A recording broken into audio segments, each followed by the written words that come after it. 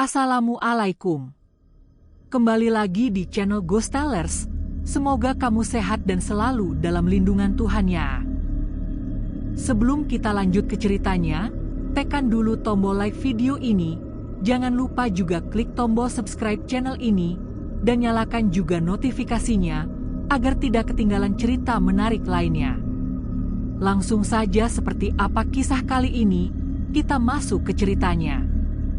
Langit sore di kota kecil itu berwarna jingga lembut, seolah sedang berusaha menahan matahari agar tak cepat tenggelam. Di atas jembatan beton yang membentang di atas sungai tenang, dua anak muda duduk bersebelahan.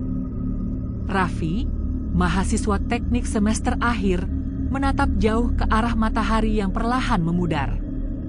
Di sampingnya, Laras, gadis ceria dengan rambut sebahu dan suara lembut, sedang bersandar di bahunya sambil menggenggam tangan kekasihnya erat-erat. Sudah hampir 2 tahun mereka bersama. Dari sekadar teman kuliah yang sering satu kelompok tugas, mereka berubah menjadi pasangan yang tak terpisahkan. Bagi banyak teman-teman mereka, hubungan Raffi dan Laras terlihat seperti kisah cinta yang ideal, sederhana, hangat, dan penuh tawa. Tapi di balik semua itu, ada sesuatu yang lebih dalam. Sebuah kedekatan yang terlalu cepat menjadi keterikatan. "Kamu pernah mikir, Raf?" kata Laras sambil menatap langit. "Kalau suatu hari kita nggak bisa bareng, apa yang bakal kamu lakuin?" Raffi terkekeh kecil. "Nggak mungkin. Aku nggak bakal ninggalin kamu." "Serius? Serius? Aku janji." Laras menatap wajahnya lama, senyum tipis muncul di bibirnya. "Kamu suka bikin janji, tapi kadang janji itu malah bikin takut, tahu nggak?" Raffi hanya diam. Ia tidak paham maksud kata-kata Laras, tapi ia tahu gadis itu berbicara dari hati. Dari luar, hubungan mereka terlihat tenang. Tapi perlahan, ada sisi posesif yang tumbuh di antara mereka. Raffi, yang awalnya lembut dan penuh perhatian, mulai mudah tersulut emosi setiap kali Laras sibuk atau tak memberi kabar. Sedangkan Laras, yang begitu mencintai Raffi, seringkali memilih diam, takut kehilangan, meski hatinya mulai lelah menyesuaikan diri dengan suasana hati pacarnya. Sore itu, setelah mereka turun dari jembatan, Raffi mengantar Laras pulang ke rumah kontrakan kecilnya. Motor tuanya berhenti di depan pagar, dan Laras turun dengan langkah ringan. "Makasih ya, sayang," katanya lembut. "Kapan kamu balik kampus?" "Besok. Dosen minta revisi laporan." "Oke. Nanti aku antar." Laras tersenyum, lalu memeluk Raffi sebentar sebelum masuk. Pelukan yang hangat, tapi entah kenapa, bagi Raffi, ada rasa asing di dalamnya. Seperti pelukan yang menyimpan kegelisahan. Begitu Laras masuk ke rumah, Raffi tidak langsung pergi. Ia duduk di atas motor beberapa menit, menatap jendela kamar Laras yang masih menyala. Ada rasa tak nyaman di dadanya. Sesuatu yang samar, seperti ketakutan kehilangan sesuatu yang belum benar-benar ia miliki. Malamnya, di kos kecil Raffi, suara hujan terdengar lembut. Ia duduk di depan laptop, membuka foto-fotonya bersama Laras. Di layar, senyum gadis itu tampak begitu tulus. "Kamu milikku," gumam Raffi pelan, "dan gak akan ada yang bisa ngambil kamu dariku." Nada suaranya bukan lagi milik seseorang yang jatuh cinta, tapi milik seseorang yang takut kehilangan kendali. Beberapa minggu berikutnya, hubungan mereka makin intens.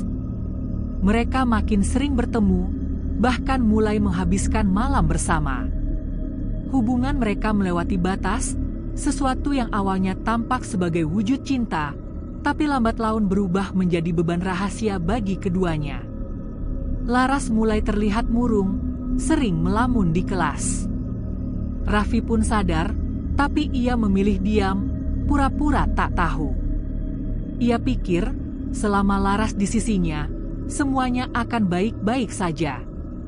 Namun di balik senyum Laras yang lembut, ada sesuatu yang ia sembunyikan. Sesuatu yang akan mengubah segalanya. Suatu malam, ketika Raffi pulang dari kampus, ia menerima pesan dari Laras. Pesan yang pendek, tapi cukup membuat dadanya berdegup keras. "Raf, aku mau ngomong hal penting banget. Besok sore kita ketemu di tempat biasa, di jembatan." Raffi membaca ulang pesan itu berkali-kali. Di pikirannya, ribuan kemungkinan berputar. Tapi satu hal yang pasti, pertemuan itu akan menjadi awal dari akhir yang tak pernah ia bayangkan. Hujan baru saja berhenti sore itu. Udara masih lembab, dan jalanan di sekitar jembatan tampak basah, memantulkan warna langit abu-abu. Raffi tiba lebih dulu seperti biasa. Ia duduk di atas motornya, memainkan korek api di tangan, menatap air sungai yang mengalir lambat di bawah. Ia tak tahu kenapa jantungnya berdetak lebih cepat dari biasanya. Pesan dari Laras semalam terngiang terus di kepalanya. Nada pesannya terlalu serius, terlalu berat.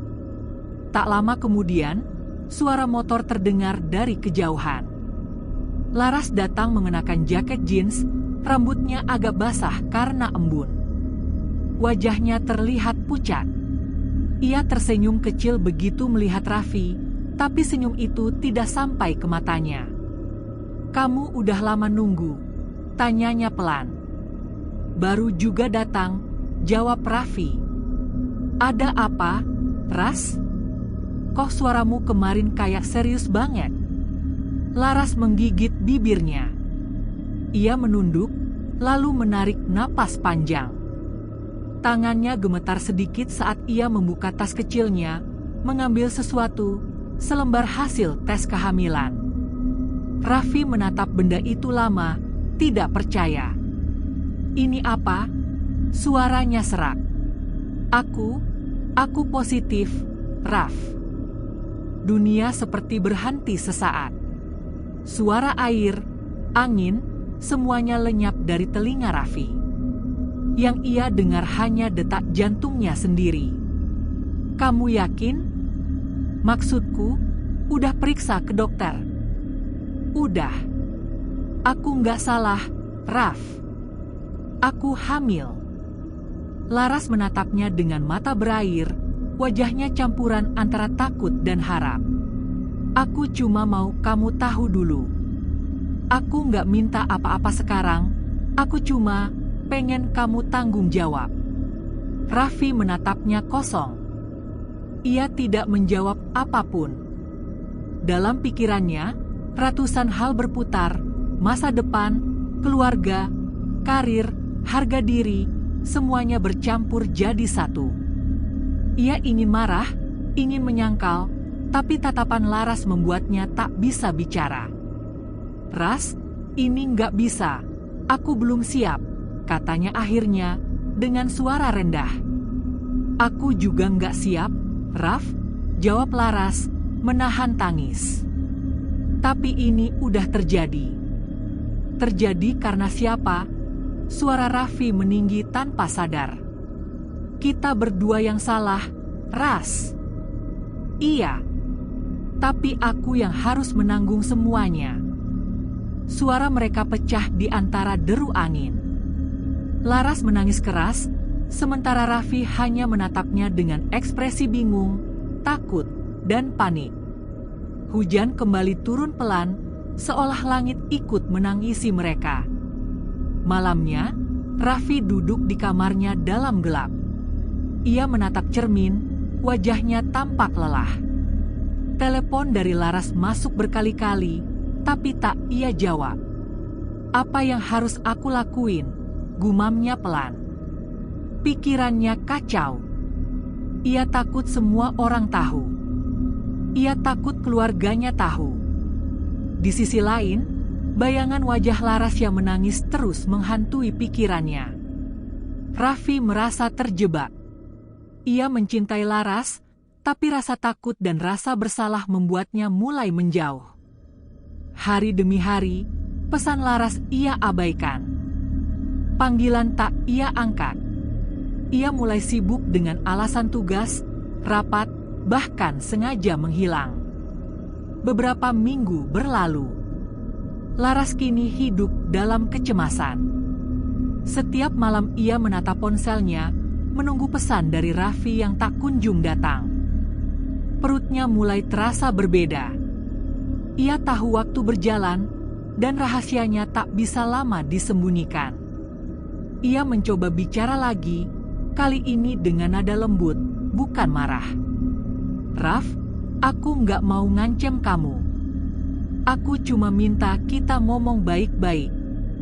Aku takut sendiri." Pesan itu dikirim jam 10 malam. Tapi tidak ada balasan sampai pagi. Yang datang malah pesan dari Raffi keesokan harinya. "Aku butuh waktu, Ras. Jangan cari aku dulu." Seketika dada Laras sesak. Ia menatap layar ponselnya lama, lalu menitikkan air mata. Minggu berikutnya, Laras tak masuk kuliah.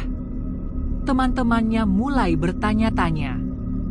Raffi pun pura-pura tidak tahu, meski di dalam hatinya, rasa bersalah mulai menggigit. Suatu malam, Laras menemuinya di depan kos. Ia tampak lemah, wajahnya pucat, tapi suaranya tetap tenang. "Aku nggak akan ganggu kamu lagi setelah ini, Raf. Aku cuma mau kamu tahu, aku nggak benci kamu. Aku cuma kecewa." Raffi terdiam. Hatinya bergetar, tapi egonya masih terlalu tinggi. Ia tidak menjawab, hanya menunduk. Dan dalam diam itu, Laras menatapnya untuk terakhir kali sebelum pergi, dengan tatapan yang tidak lagi penuh cinta, tapi penuh luka. Beberapa hari setelah itu, kabar mulai beredar. Laras jarang keluar kamar, bahkan tidak terlihat di kampus. Temannya bilang ia sering sakit. Raffi mencoba mengabaikan semuanya. Ia sibuk dengan skripsi dan pekerjaannya. Tapi setiap malam, wajah Laras selalu muncul dalam mimpinya. Kadang menangis, kadang hanya berdiri diam di jalan sepi, menatapnya dengan mata kosong. "Kamu harus tanggung jawab, Raf."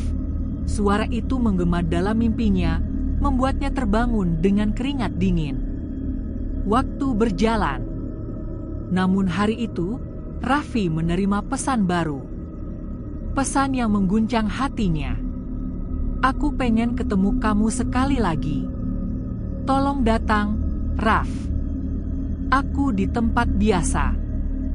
Sore itu, Raffi memandangi layar ponselnya lama. Tangannya gemetar, tapi entah kenapa, ia merasa harus datang.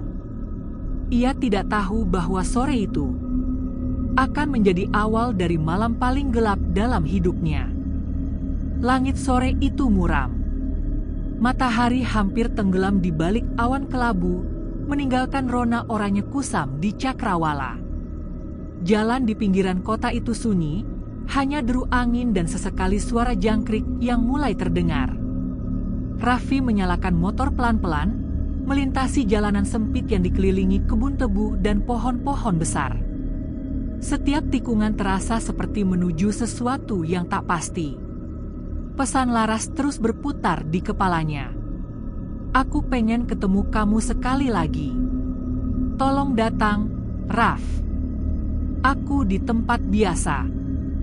Tempat biasa, mereka sering ke sana dulu, sebuah jalan sepi di dekat jembatan tua, tempat mereka pertama kali jadian. Tempat yang dulunya penuh kenangan manis, kini terasa seperti membawa beban yang berat. Ketika Raffi tiba, Laras sudah berdiri di sana. Ia mengenakan dress putih polos dan cardigan abu-abu. Rambutnya dibiarkan terurai. Cahaya sore yang memudar membuat wajahnya terlihat pucat, tapi tenang. Raffi mematikan motor, lalu mendekat. "Kamu kelihatan capek," katanya pelan, mencoba tersenyum. Laras menatapnya lama.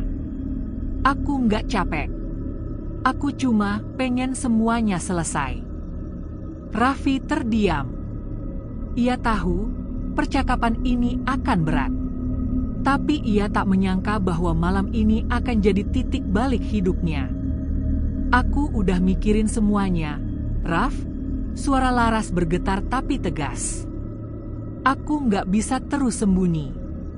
Aku nggak bisa pura-pura nggak hamil. Raffi menunduk. Aku juga mikir. Tapi ini semua nggak gampang. Aku belum kerja tetap, keluargaku bisa marah besar kalau tahu. Terus aku harus gimana? Laras mulai menangis. Kamu pikir aku nggak takut? Aku juga takut, Raff. Tapi aku nggak bisa ngilangin ini. Aku nggak mau dosa. Hening sejenak. Angin meniup dedaunan di sekitar mereka. Suara gemerisik itu terdengar seperti bisikan samar di antara tegangnya udara. Ras, kamu dengerin aku dulu, kata Raffi, mencoba menenangkan. Kita bisa cari jalan lain. Ada tempat buat. Jangan ngomong begitu. Laras memotong dengan nada keras. Kamu pikir aku bakal ngelakuin itu? Aku nggak segitu hinanya, Raff. Raffi terkejut. Ia mundur setengah langkah. Aku nggak maksud begitu, Ras. Kamu cuma mikirin dirimu sendiri. Laras menangis keras, suaranya pecah di antara senja yang makin gelap. Kamu takut kehilangan masa depanmu, tapi kamu nggak peduli aku kehilangan semuanya. Suasana semakin memanas. Raffi mencoba mendekat, tapi Laras mundur, tangannya bergetar sambil memegangi perutnya yang mulai membuncit sedikit. Kamu pernah janji, Raff, katanya lirih. Kamu bilang bakal jaga aku, apapun yang terjadi. Raffi menunduk. Aku masih sayang kamu, Ras. Tapi aku takut. Takut apa? Takut tanggung jawab. Pertanyaan itu seperti pisau yang menembus dadanya. Raffi memalingkan wajah, mencoba menahan emosi, tapi dadanya panas. Kata-kata Laras seperti bara yang menyulut sesuatu dalam dirinya. Kamu nggak ngerti posisi aku, bentaknya akhirnya. Kamu pikir gampang buat aku ngadepin semua ini? Laras terpaku. Air matanya mengalir deras. Aku cuma minta kamu nggak ninggalin aku, Raff. Hening kembali. Angin berhenti. Dunia seolah menunggu apa yang akan terjadi.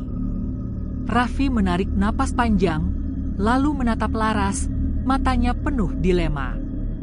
Ia ingin memeluknya, tapi rasa marah, takut, dan frustrasi bercampur jadi satu.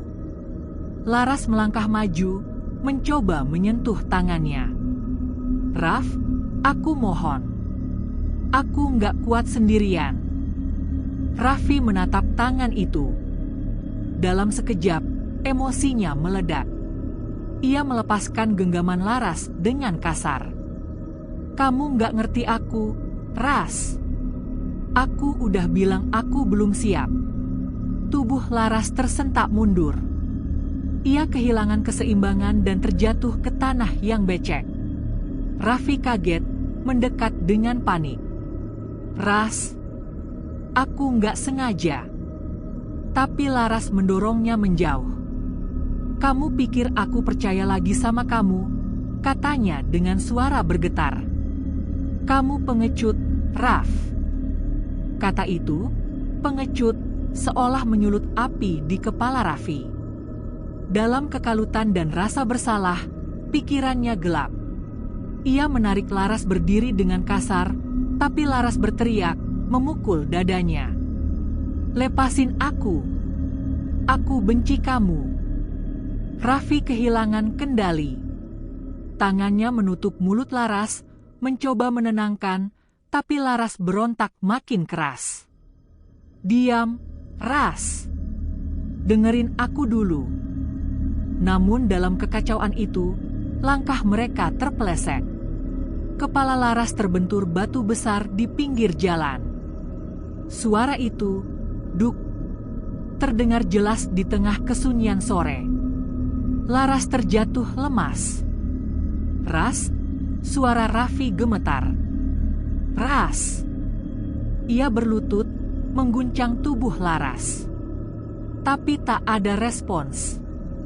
Darah mulai keluar dari pelipisnya, mengalir pelan di tanah yang basah. Raffi menatap tangannya sendiri. Ada darah di sana. Enggak mungkin. Gumamnya pelan, tubuhnya mulai gemetar hebat. Langit benar-benar gelap kini. Suara jangkrik kembali terdengar, seperti melanjutkan hidup tanpa peduli tragedi yang baru saja terjadi. Raffi hanya duduk di sana, memandangi tubuh Laras yang diam tak bergerak. Air matanya jatuh tanpa suara. "Aku cuma mau kita baik-baik aja." Tapi semua sudah terlambat. Beberapa menit kemudian, Raffi berdiri. Kepalanya pusing, dadanya sesak.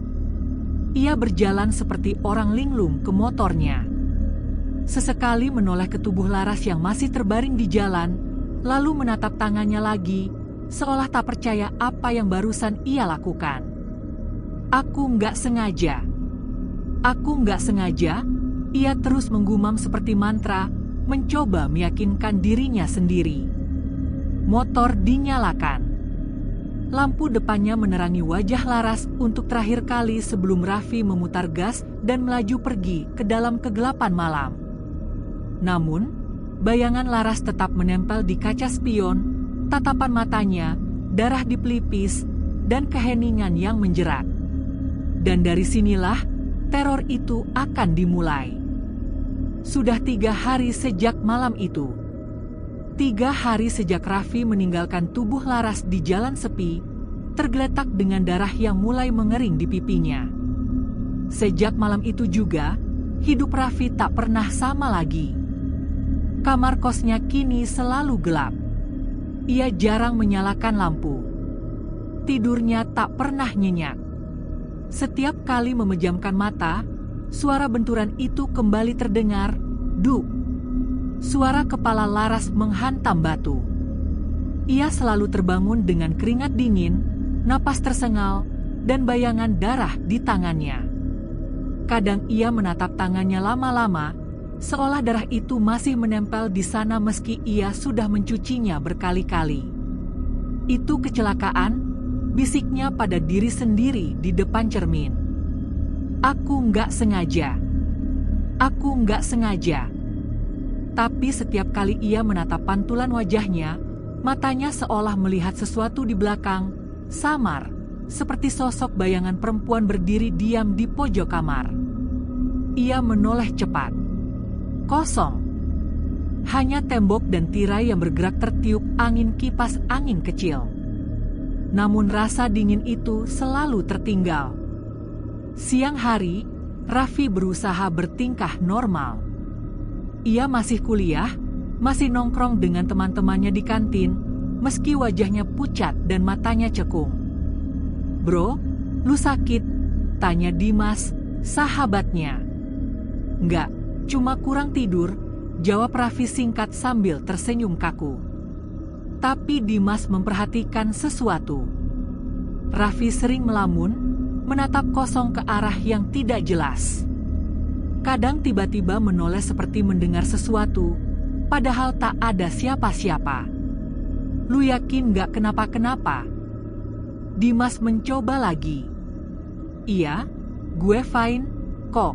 Raffi cepat-cepat menjawab, meneguk kopi sampai habis. Dalam hati, Raffi tahu ia sedang tidak baik-baik saja. Tapi siapa yang mau percaya bahwa ia mendengar suara Laras di tengah malam? Malam itu, suara itu kembali datang. Awalnya lembut, seperti bisikan. "Raf." Raffi membuka mata, menatap langit-langit kamar. Tak ada siapa-siapa. Tapi suaranya jelas, seolah Laras berdiri tepat di samping tempat tidurnya.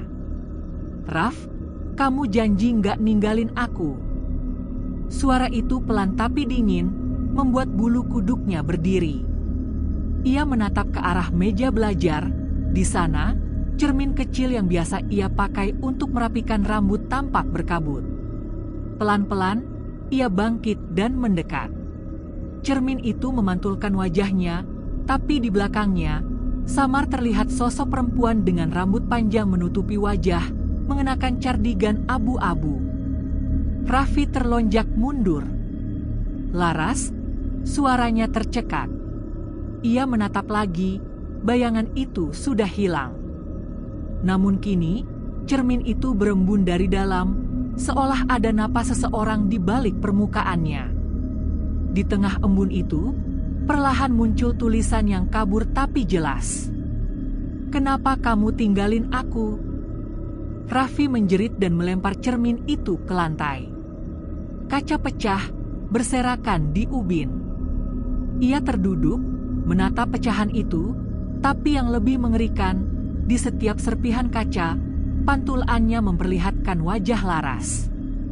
Pagi harinya, Raffi mencoba meyakinkan diri kalau semua itu hanya halusinasi. Tapi rasa bersalah semakin menjerat. Ia mulai paranoid. Setiap kali ia melihat perempuan dengan rambut panjang di jalan, hatinya berdebar. Setiap suara langkah di lorong kos terdengar seperti langkah Laras yang kembali mencari dirinya. Dan malam berikutnya, teror itu naik ke level baru.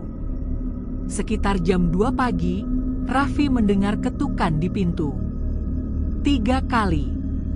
Pelan tapi ritmis. Tok, tok, tok. Ia menahan napas, menatap pintu kamar yang tertutup rapat. Tidak ada siapa-siapa yang seharusnya datang jam segini. "Siapa?"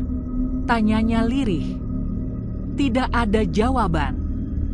Hening. Ia mencoba berbaring lagi, tapi suara itu datang lagi, kali ini lebih keras. Tok, tok, tok. Raffi bangun dengan tubuh gemetar. Ia mendekati pintu, memegang gagangnya perlahan. Ketika ia tempelkan telinganya ke daun pintu, terdengar suara lembut dari baliknya. "Raf, bukain. Aku kedinginan." Seketika jantungnya berhenti berdetak sesaat. Itu suara Laras. Suara yang ia kenal betul. Nggak mungkin, desisnya. Tapi rasa penasaran dan ketakutan bercampur. Ia memutar gagang pintu perlahan, dan begitu pintu terbuka, tidak ada siapa-siapa. Hanya angin malam yang dingin, dan bau tanah basah yang anehnya terasa familiar. Namun ketika ia menutup pintu kembali, ia melihat sesuatu menempel di kayunya. Sebuah jejak tangan berdarah. Sejak malam itu, Raffi tak lagi bisa membedakan mana yang nyata dan mana yang tidak. Ia berhenti kuliah, menutup diri, jarang keluar kamar. Dimas yang khawatir sempat datang menjenguk, tapi Raffi menolak bertemu. Dalam kesendirian itu, rasa bersalahnya berubah menjadi ketakutan permanen. Setiap malam, ia mendengar bisikan. Kadang pintu kamar terbuka sendiri. Kadang suara langkah Laras terdengar mendekat, lalu berhenti tepat di samping kasurnya. Ia tahu satu hal, Laras belum pergi. Dan yang lebih menakutkan, seolah Laras tidak ingin pergi sebelum ia menebus semua dosanya. Sudah hampir 2 minggu Raffi jarang terlihat di kampus. Kabar yang beredar simpang siur, ada yang bilang dia sakit, ada yang bilang stres karena skripsi. Tapi bagi Dimas, sahabatnya sejak SMA, sesuatu terasa janggal. Raffi bukan tipe orang yang gampang menyerah pada tekanan kuliah. Ia mungkin pemarah dan keras kepala, tapi tidak pernah selemah itu. Dan yang paling aneh, Sejak kepergian Laras, Raffi seperti menghilang. Hari itu, Dimas memutuskan untuk datang langsung ke kos Raffi. Langit mendung, udara lembab, aroma hujan masih menempel di jalanan.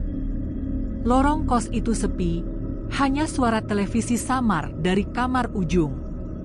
Dimas mengetuk pintu kamar Raffi pelan. "Ok, tok, tok." "Raf, bro, gue, Dimas." Tidak ada jawaban. Ia mengetuk lagi, sedikit lebih keras. "Raf, gue tahu lu di dalam. Ayo buka, bro." Masih hening. Tapi dari balik pintu, terdengar suara langkah pelan, kemudian suara kunci berputar. Pintu terbuka sedikit, menampilkan wajah Raffi yang pucat dan mata cekung. Rambutnya berantakan, janggut tipis tumbuh di dagunya. Ia tampak seperti orang yang tidak tidur selama berhari-hari. "Lu kenapa, bro?" tanya Dimas hati-hati. "Gue nyari lu dari kemarin." Semua orang nanya. Raffi memaksakan senyum. "Nggak apa-apa, gue cuma butuh waktu sendiri." "Waktu sendiri? Lu kayak orang abis kehilangan segalanya, Raf." Dimas menatap sekeliling kamar, gelap, jendela tertutup, dan bau aneh. Campuran dari asap rokok, keringat, dan entah apa lagi. "Lu nggak keluar, nggak ke kampus, nggak jawab chat. Ada apa sih?" Raffi diam. Ia duduk di kasur, menatap kosong ke arah dinding. "Lu nggak bakal ngerti, Mas." "Coba aja," desak Dimas. "Gue sahabat lu, bro. Dari dulu." Hening. Beberapa detik terasa seperti menit. Raffi menarik napas panjang, lalu berkata lirih, "Lu masih ingat Laras?" Dimas menatapnya heran. "Jelas lah. Semua orang lagi ngomongin dia. Katanya, dia hilang, ya?" Raffi menunduk, jantungnya berdegup kencang. "Iya, katanya hampir tak terdengar. Dia nggak akan balik lagi." "Maksud lu?" Dimas mengerutkan dahi. "Lu tahu di mana dia?" Raffi menatapnya, mata itu merah, penuh ketakutan. "Gue nggak bisa ngomong." "Raf, lu tahu ini serius, kan? Polisi udah mulai nyari dia." Kata polisi membuat tubuh Raffi menegang. Tangannya gemetar. Ia memalingkan wajah ke arah cermin kecil di meja belajar, cermin yang retak di sudutnya. Dari pantulan kaca itu, Dimas seperti melihat sesuatu. Ada bayangan samar di belakang Raffi, siluet perempuan berdiri diam di pojok kamar. Dimas berkedip, dan bayangan itu lenyap. "Raf, lu yakin lu nggak kenapa-kenapa?" tanyanya hati-hati. Raffi hanya tertawa kecil, tapi tawa itu hambar, nyaris seperti gumaman orang gila. "Lu nggak akan ngerti, Mas. Dia datang tiap malam. Dia nggak mau gue tidur." "Siapa?" "Laras." Dimas menatapnya lekat-lekat. "Raf, lu serius?" Raffi bangkit tiba-tiba, mendekat ke jendela, lalu menyingkap tirai dengan kasar. "Dia di luar sekarang. Dia ngeliatin gue tiap malam. Kadang ketok pintu, kadang cuma nyanyi." Dimas mendekat, menepuk bahu sahabatnya. "Bro, lu capek. Lu butuh tidur, butuh keluar dari kamar ini. Lu stres." Raffi menepis tangannya. "Gue nggak gila, Mas," suaranya meninggi. "Dia masih di sini. Gue bisa ngerasain." Dimas mundur pelan, mencoba menenangkan situasi. Oke, bro. Gue percaya. Sekarang lu istirahat dulu, ya? Besok kita ngomong lagi. Tapi sebelum ia sempat keluar, Raffi memegang lengannya erat-erat.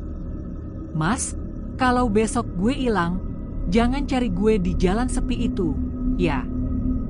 Dimas menatapnya bingung. Jalan sepi? Jembatan? Tempat biasa gue sama Laras ketemu dulu. Dia masih di sana. Mata Raffi kosong. Suaranya pelan, tapi penuh ketakutan yang nyata. Dimas tak tahu harus menjawab apa. Ia hanya mengangguk pelan, lalu keluar dari kamar. Tapi sebelum pintu tertutup, Raffi menatapnya dengan ekspresi hampa, mata yang seperti milik seseorang yang sudah kehilangan arah hidup. Di luar kamar, Dimas berdiri lama di lorong kos. Hatinya gelisah. Ada sesuatu yang tidak beres, bukan cuma karena Raffi terlihat sakit, tapi karena cara ia menyebut jalan sepi itu seperti menyimpan sesuatu yang lebih kelam. Sore itu juga, Dimas pergi ke kampus dan mencoba menanyakan kabar Laras ke teman-teman mereka. Salah satu temannya, Tania, terlihat gugup saat mendengar nama itu. Lo belum tahu, Dim? Laras udah 3 minggu nggak pulang. Keluarganya lagi nyari. Serius? Iya. Katanya terakhir dia bilang mau ketemu Raffi. Kalimat itu membuat darah Dimas berdesir dingin.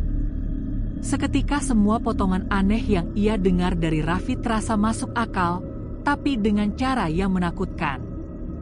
Malamnya, Dimas duduk di kamarnya sendiri, menatap layar ponselnya.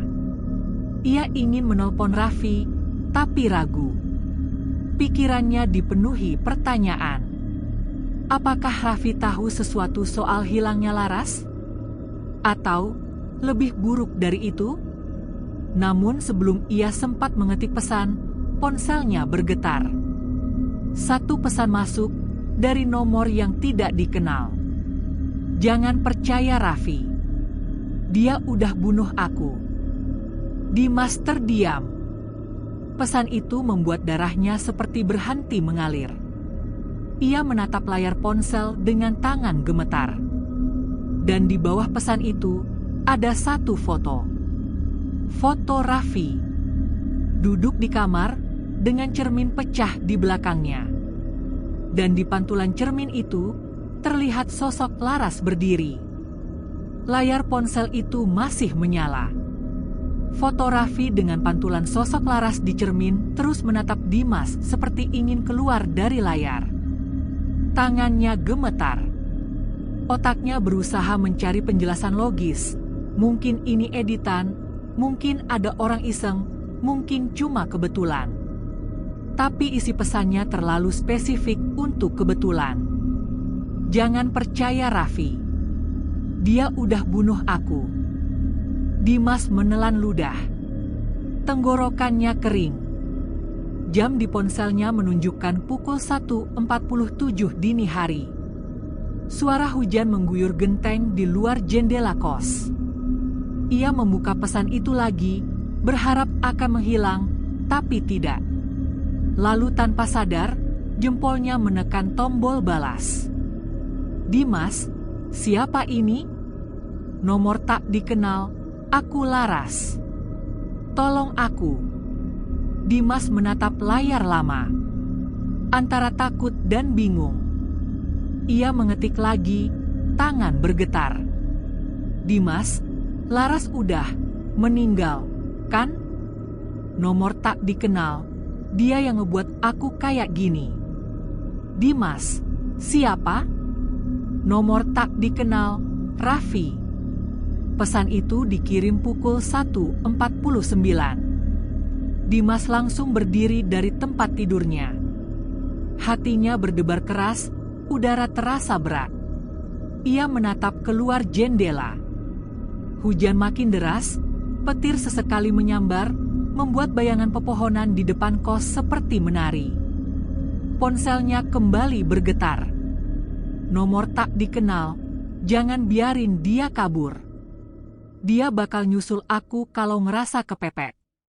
Pesan itu diikuti dengan satu file video berdurasi pukul 00.13 detik.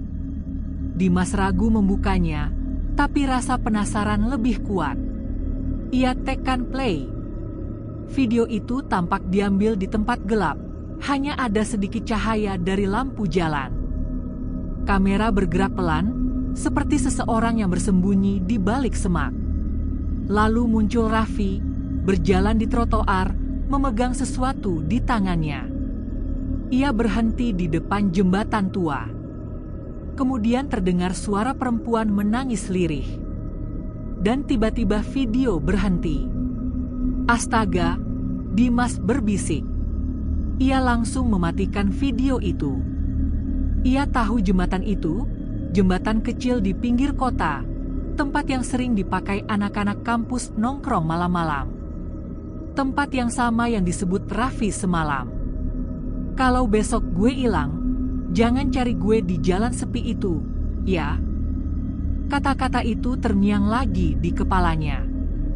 Dan kini, potongan-potongan aneh mulai menyatu. Hilangnya Laras. Raffi yang berubah. Pesan misterius. Video di jembatan itu. Dimas tahu dia tidak bisa diam. Pagi itu, ia berangkat ke kampus dengan mata sembab. Ia tidak tidur semalaman, terus menatap ponselnya menunggu pesan lain, tapi tak ada. Nomor itu seolah hilang. Saat di parkiran kampus, ia melihat Raffi duduk di bangku belakang, menatap kosong ke arah taman. Bajunya kusut, wajahnya semakin pucat, tapi yang paling mencolok adalah matanya, seperti orang yang kehilangan jiwa. "Raf," panggil Dimas pelan. Raffi menoleh, sedikit tersentak. "Mas," suaranya serak. "Lu ngikutin gue?" "Nggak. Gue cuma mau pastiin lu baik-baik aja." Raffi tertawa kecil, tapi nadanya getir. "Baik-baik aja? Lu pikir orang yang didatengin hantu tiap malam bisa baik-baik aja?"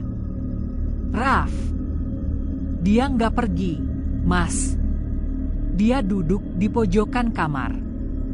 Kadang nyanyi lagu yang dia suka. Kadang cuma nangis." Dimas menggenggam bahunya. "Lu yakin bukan halusinasi? Lu stres, bro." Raffi menatapnya lama, lalu berkata pelan, "Lu pikir gue nggak tahu dia mati gara-gara gue?" Dimas tertegun. "Apa maksud lu?" "Gue cuma marah waktu itu. Dia mau ninggalin gue buat balik ke mantannya. Gue cengkeram tangannya, dia jatuh, kepalanya kebentur batu. Gue panik, Mas. Gue kira cuma pingsan." Raffi menunduk. Tapi darahnya nggak berhenti. Udara di sekitar mereka terasa beku. Suara bising kampus seolah menghilang. "Gue bawa dia ke jembatan itu," lanjut Raffi dengan suara bergetar. "Gue dorong badannya ke sungai. Gue pikir semua bakal selesai. Tapi tiap malam dia datang." Dimas diam lama. Ia ingin marah, tapi tubuhnya tak bisa bergerak. Satu bagian dari dirinya tidak percaya, tapi bagian lain tahu Raffi tidak sedang berbohong.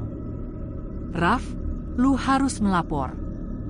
Raffi menggeleng cepat. "Enggak, Mas. Lu nggak ngerti. Kalau gue ngelapor, dia bakal bawa gue ke sana juga. Dia udah janji." "Siapa?" "Laras." Tiba-tiba ponsel Dimas bergetar lagi di saku. Ia melihat layar, nomor tak dikenal itu lagi. Raffi juga melihatnya, dan wajahnya langsung pucat. "Jangan angkat, Mas," katanya panik. "Jangan." Tapi Dimas sudah terlanjur menekan tombol hijau. Seketika, suara lirih perempuan terdengar di seberang. Pelan, bergetar, dan menyayat. "Tolong aku, Mas." Dimas membeku. Itu suara Laras. Ia yakin suara itu sama seperti di video karaoke yang dulu sering mereka tonton bersama, lembut tapi kini berubah jadi menyeramkan.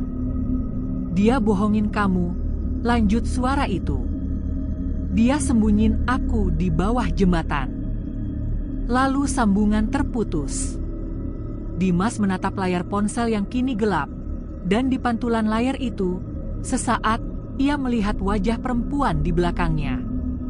Saat ia menoleh, tidak ada siapa-siapa. Malamnya, Dimas duduk sendirian di kamarnya, mencoba menenangkan diri. Tapi pikirannya terus memutar ulang kata-kata itu. "Dia sembunyiin aku di bawah jembatan." Dan saat itu juga, ia memutuskan besok malam ia akan ke jembatan itu sendiri. Apapun yang menunggunya di sana. Malam itu udara terasa berat. Langit tanpa bintang, hanya awan tebal menggantung menutupi cahaya bulan. Dimas menyalakan motornya perlahan, suara mesin meraung pelan di gang kos yang sepi. Ia belum memberitahu siapapun, bahkan tidak Raffi. Yang ada di kepalanya hanya satu hal, membuktikan. Jembatan yang disebut Laras berada di pinggir kota, sekitar 5 km dari kampus. Dulu tempat itu ramai, banyak pasangan muda nongkrong di sana, menikmati suara sungai dan lampu kota dari kejauhan. Tapi setelah beberapa tahun, tempat itu mulai ditinggalkan. Ada kabar, katanya seorang gadis pernah hilang di sekitar situ. Dimas menelan ludah ketika motor melewati deretan pohon bambu tinggi di tepi jalan. Angin malam meniup dedaunan, menimbulkan bunyi lirih seperti bisikan. Setelah 20 menit berkendara, akhirnya ia sampai. Lampu jalan di sekitar jembatan banyak yang padam, hanya satu yang masih menyala redup di ujung. Sungainya hitam, tak ada pantulan cahaya, seolah airnya menyerap semuanya. Dimas turun dari motor. Ia menatap sekeliling. Tidak ada siapapun. Hanya suara jangkrik dan gemericik air. Ia berjalan ke tengah jembatan, menyalakan senter ponselnya. Sinar putih itu menembus kabut tipis, membuat suasana makin aneh, seperti ia sedang berada di antara dua dunia. "Laras!" Suara Dimas keluar pelan, tapi bergema di antara pepohonan. "Kalau kamu beneran di sini, tunjukin ke aku." Tak ada jawaban. Hanya angin yang semakin kencang membuat kulitnya merinding. Lalu, dari kejauhan, terdengar suara percikan air. Dimas menoleh cepat ke arah sungai. Senter ponselnya menyorot permukaan air, dan sesaat ia melihat sesuatu seperti rambut panjang yang terombang-ambing di arus gelap. Ia membeku. "Apa itu?" gumamnya. Ia menuruni tangga kecil di pinggir jembatan, mendekat ke tepi sungai. Semakin dekat, semakin jelas, rambut itu memang ada, tapi seolah menghilang begitu sinar senternya mengenai permukaan air. Saat ia jongkok di tepi sungai, suara lain terdengar. Suara napas, pelan dan berat, seperti seseorang berdiri di belakangnya. "Mas!" Dimas langsung berbalik. Tak ada siapapun. Tapi ponselnya tiba-tiba bergetar di tangan. Layar menyala, nomor tak dikenal itu lagi. Ia menatap layar, jantungnya berdebar. Pelan-pelan, ia mengangkat telepon itu ke telinganya. "Halo?" Tak ada jawaban. Hanya suara gemerisik. "Siapa ini?" "Lalu, aku di sini, Mas." Suaranya lirih, perempuan, dan terdengar sangat dekat. Dimas refleks menoleh ke sekeliling, tapi jembatan itu tetap kosong. "Aku nggak bisa pergi," lanjut suara itu. Dia ninggalin aku di air ini. Dimas berusaha menelan ludah, tapi tenggorokannya terasa kaku. Laras, katanya akhirnya. Suara di seberang tertawa pelan, lembut, tapi menyeramkan. Iya, Mas. Aku Laras. Suara di ponsel berhenti tiba-tiba. Dan dari arah sungai, muncul gelembung-gelembung kecil seperti air sedang mendidih. Sinar senter Dimas menyorot ke tengah arus, dan di sana perlahan muncul sesuatu. Wajah. Pucat, matanya terbuka lebar, rambutnya menutupi setengah wajahnya. Dimas menjerit dan terjatuh ke belakang, ponselnya terlempar ke tanah. Ia berlari ke atas jembatan, napasnya memburu, dadanya sesak. Begitu sampai di atas, ponselnya berdering lagi. Nomor yang sama. Dengan tangan gemetar, ia mengangkatnya. "Kenapa kamu di sini, Mas?" Suara itu kembali, tenang tapi dingin. "Kamu harus kasih tahu yang lain." "Kasih tahu apa?" "Dia yang bunuh aku." Suara itu semakin lemah dan kemudian hilang. Layar ponsel berubah hitam, tapi sebelum mati total, muncul satu pesan terakhir. "Jangan biarin dia bebas." Dimas memutuskan pergi secepatnya. Ia naik ke motornya, memacu gas tanpa menoleh lagi. Namun, di kaca spion, untuk sepersekian detik ia melihat bayangan perempuan berdiri di tengah jembatan, menatapnya. Rambut panjang, wajah pucat, dan baju putih yang meneteskan air.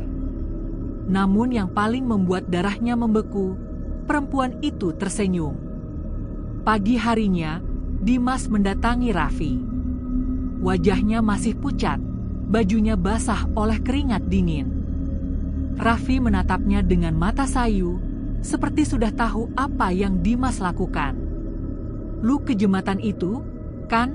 katanya pelan. Dimas tidak menjawab. "Lu melihat dia?" Dimas hanya mengangguk perlahan. Raffi menatap jauh keluar jendela, lalu berkata lirih, "Gue juga dulu melihat dia pertama kali di situ. Tapi waktu itu dia belum sekejam sekarang." "Maksud lu?" Raffi menatap Dimas dengan mata kosong.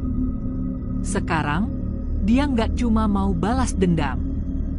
Dia mau gue ngerasain mati kayak dia."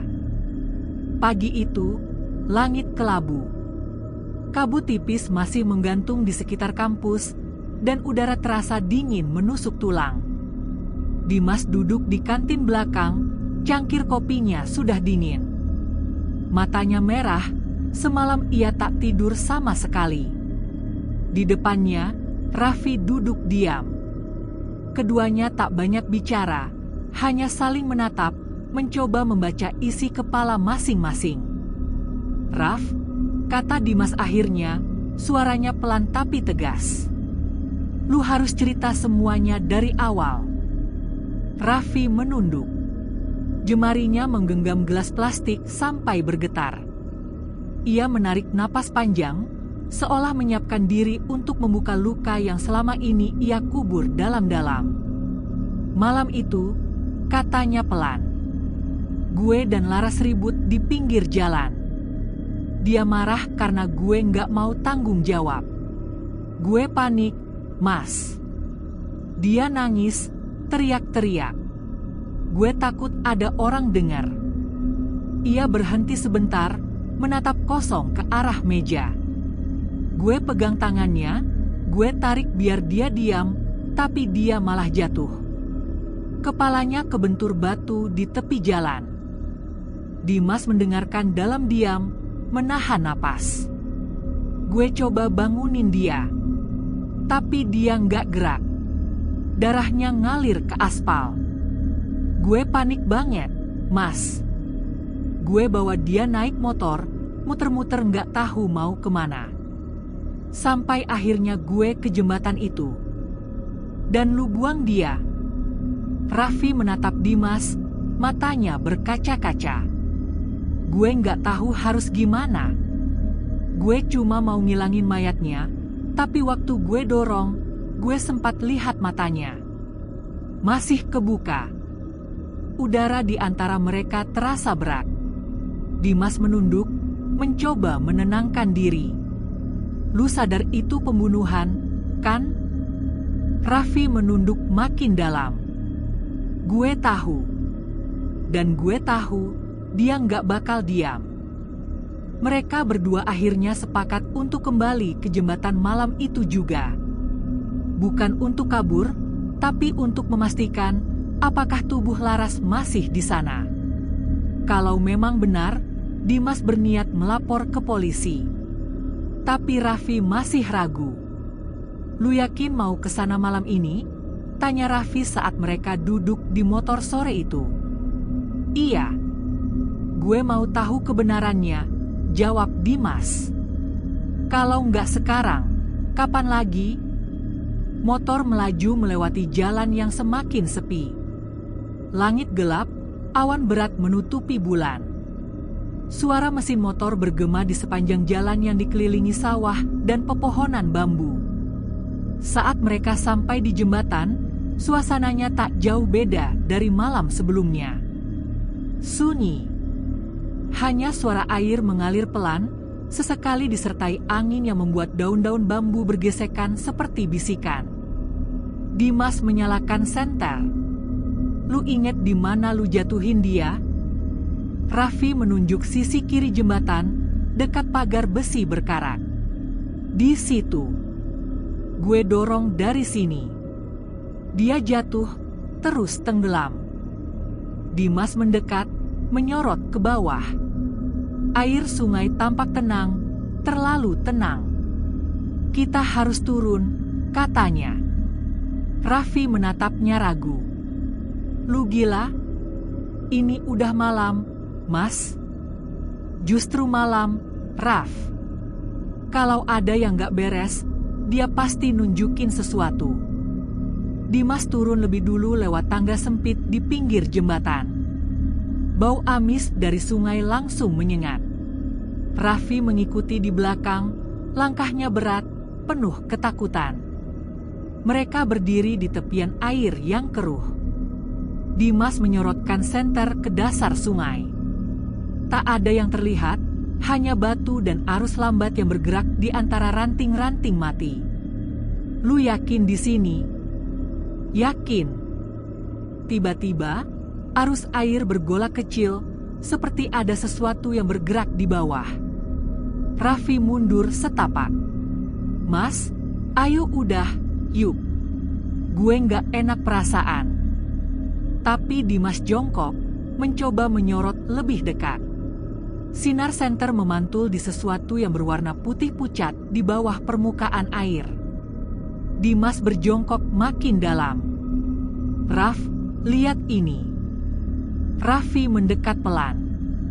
Dan saat keduanya menatap air itu, benda putih itu perlahan naik ke permukaan, ternyata bukan batu, melainkan tulang jari manusia. Dimas tersentak mundur. Air mulai berputar cepat di sekitar tempat itu, seperti ada sesuatu yang menarik dari bawah. Tiba-tiba suara pelan terdengar di telinga mereka, hampir seperti bisikan yang keluar dari dalam air. Mas. Raffi membeku. Suara itu jelas suara Laras. Mas, kenapa kamu tinggalin aku di sini?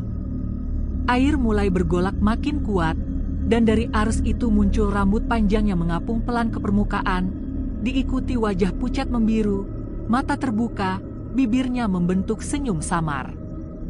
Raffi menjerit. Ia mundur, terjatuh di tanah becek. Dimas menariknya berdiri, keduanya lari naik ke atas jembatan. Namun, saat Dimas menoleh ke belakang, ia melihat sesuatu yang membuat darahnya berhenti mengalir. Wajah Laras, kini benar-benar jelas, muncul di antara riak air, menatap langsung ke arahnya. Mas Dimas, katanya lirih. Tolong jangan biarin dia kabur. Air kembali tenang seolah tak terjadi apa-apa. Raffi sudah menangis di pinggir jalan, tubuhnya gemetar. Gue udah bilang, dia nggak mau diam, Mas. Dia pengen gue nyusul dia. Dimas menatap langit yang mulai gelap sempurna. Ia tahu satu hal, ini bukan cuma tentang rasa bersalah. Ini tentang balas dendam yang belum selesai. Pagi itu udara lembab. Kabut dari sungai masih belum hilang sepenuhnya ketika garis polisi mulai membentang di sekitar jembatan. Beberapa petugas terlihat menuruni tangga kecil, membawa peralatan penyelam seadanya. Dimas berdiri di tepi jalan, matanya kosong.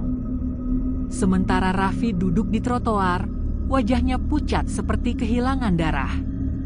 Ia sudah tidak menangis lagi, hanya diam, seolah menunggu sesuatu yang ia tahu akan datang. Polisi datang setelah Dimas melapor dini hari tadi. Butuh waktu lama untuk meyakinkan mereka bahwa ini bukan laporan iseng. Tapi ketika Dimas menunjukkan foto dan video dari ponselnya, pesan-pesan misterius, serta potongan video malam sebelumnya yang memperlihatkan sesuatu di sungai, mereka langsung bergerak. Sekitar pukul 9 pagi, salah satu petugas berteriak dari bawah jembatan. "Pak, ada sesuatu di sini." Suasana langsung hening. Semua orang menoleh. Beberapa petugas turun ke bawah, dan tak lama kemudian 2 orang muncul membawa kantong jenazah hitam yang basah kuyup. Aroma amis bercampur lumpur segera menyebar ke udara. Raffi langsung berdiri, langkahnya goyah. Dimas menahan bahunya. "Lu nggak usah lihat," kata Dimas pelan. Tapi Raffi menggeleng pelan. "Gue harus." Keduanya berjalan mendekat ke arah mobil jenazah yang terparkir di sisi jalan.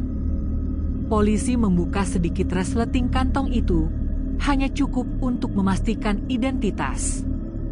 Dan di dalamnya, wajah pucat, mata tertutup setengah, bibir membiru, rambut menempel di pipi.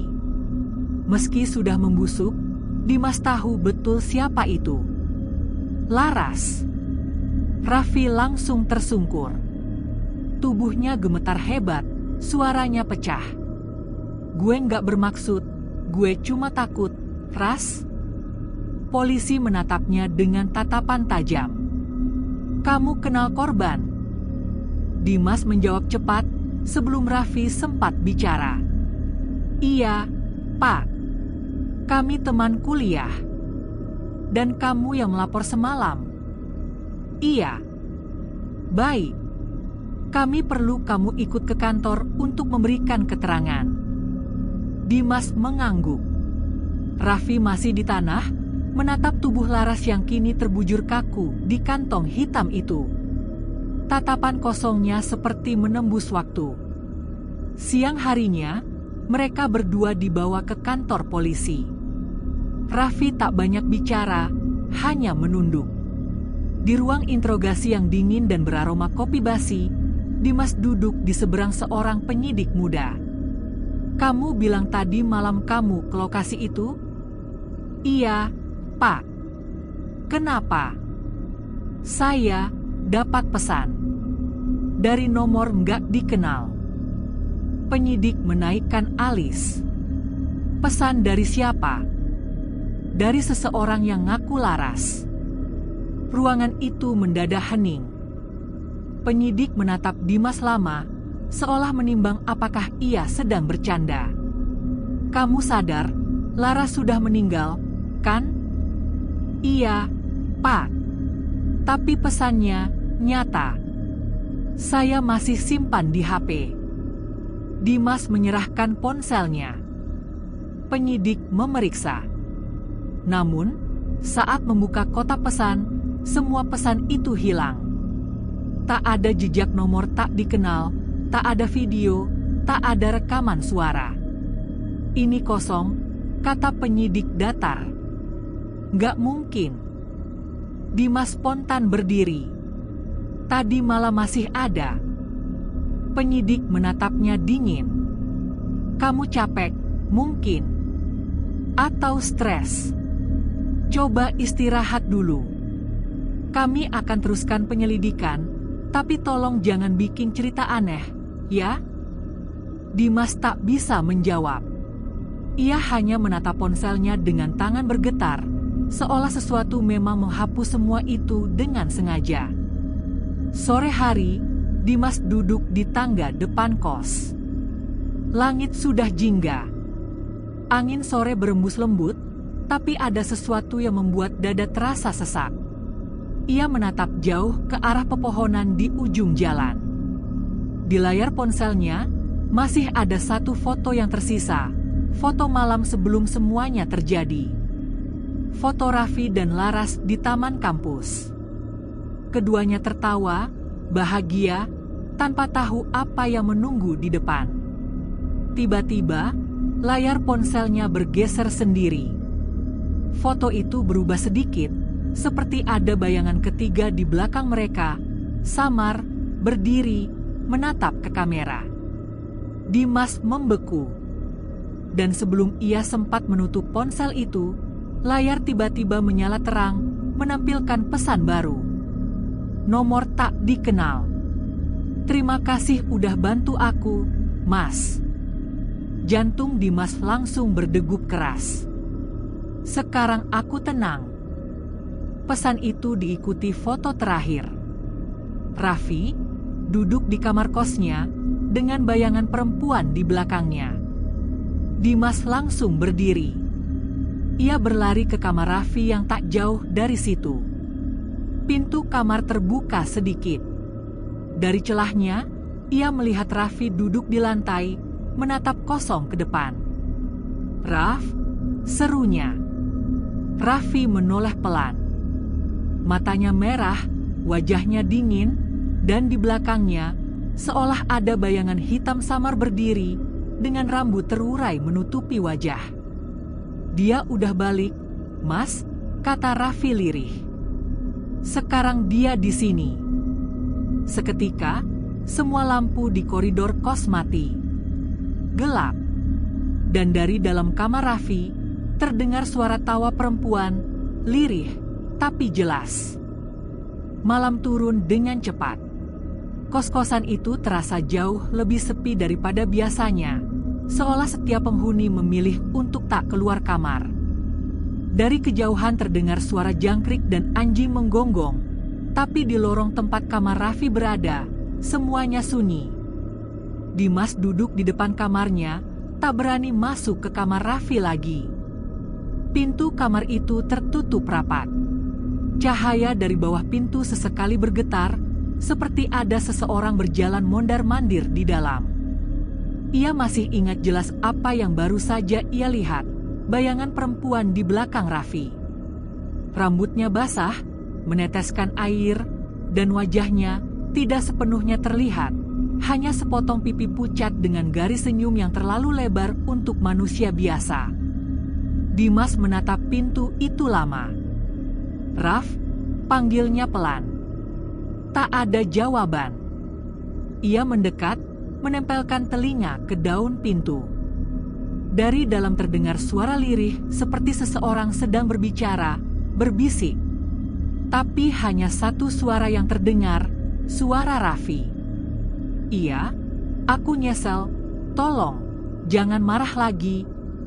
Suara itu pelan tapi gemetar, seperti orang yang sedang memohon ampun. Dimas menelan ludah. Ia memutar gagang pintu, terkunci dari dalam. "Raffi, ini gue, Dim. Buka pintunya." Sunyi. Lalu tiba-tiba dari dalam terdengar suara tawa perempuan, lembut tapi dingin. "Dia nggak bisa buka, Mas Dimas." Dimas mundur spontan. Tubuhnya merinding dari ujung kaki sampai kepala. Suara itu jelas datang dari balik pintu, bukan suara Raffi. Sekitar pukul 2 dini hari, suara langkah kaki terdengar di lorong. Dimas yang belum tidur langsung menoleh.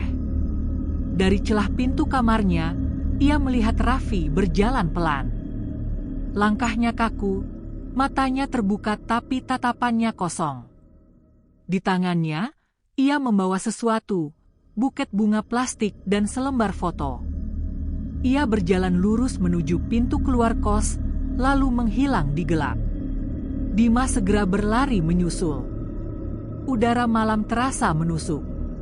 Ia melihat Raffi berjalan di jalanan kecil menuju sungai. Raffi, hei, mau kemana lo? Raffi tak menjawab. Langkahnya tetap teratur, seolah sedang mengikuti suara yang hanya bisa ia dengar. Sampai di tepi sungai, ia berhenti. Dimas menatapnya dari jauh. Di sebelah Raffi, ada siluet perempuan berdiri, samar tapi nyata. Rambutnya panjang menutupi wajah, pakaiannya basah meneteskan air. Laras, bisik Dimas tak sadar.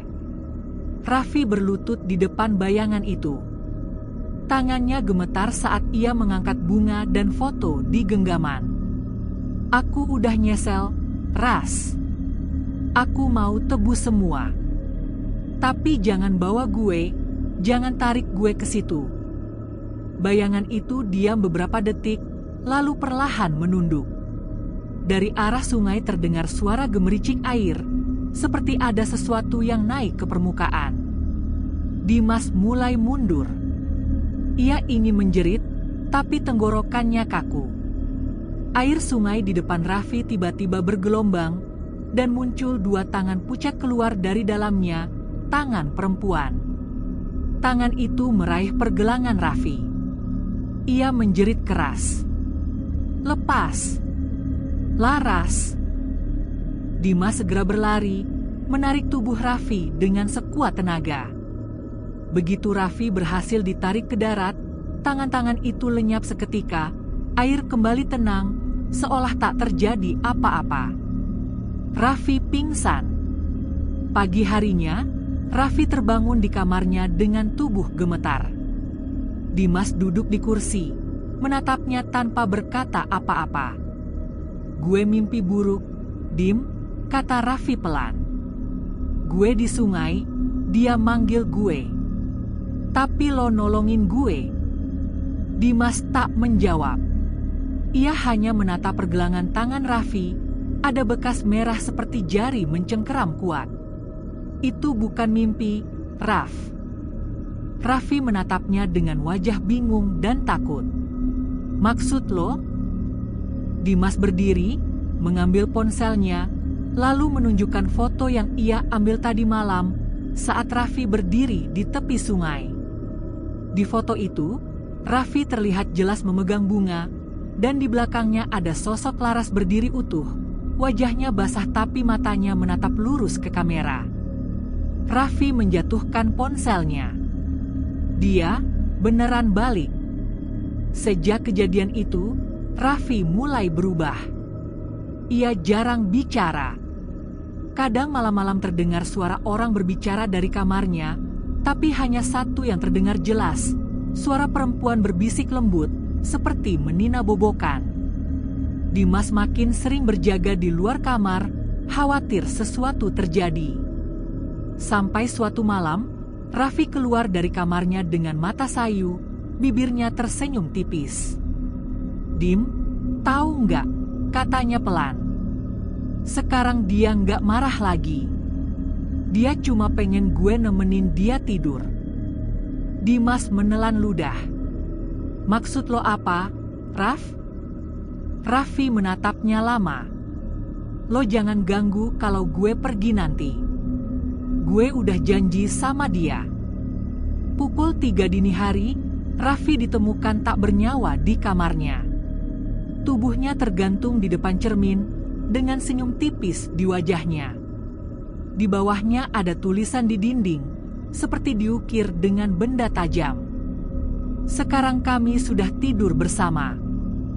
Dan di cermin, meski polisi sudah datang dan lampu menyala terang, refleksi Raffi tak berdiri sendirian. Ada sosok perempuan di belakangnya, rambut panjang, mata kosong, memeluk dari belakang dengan tangan pucat.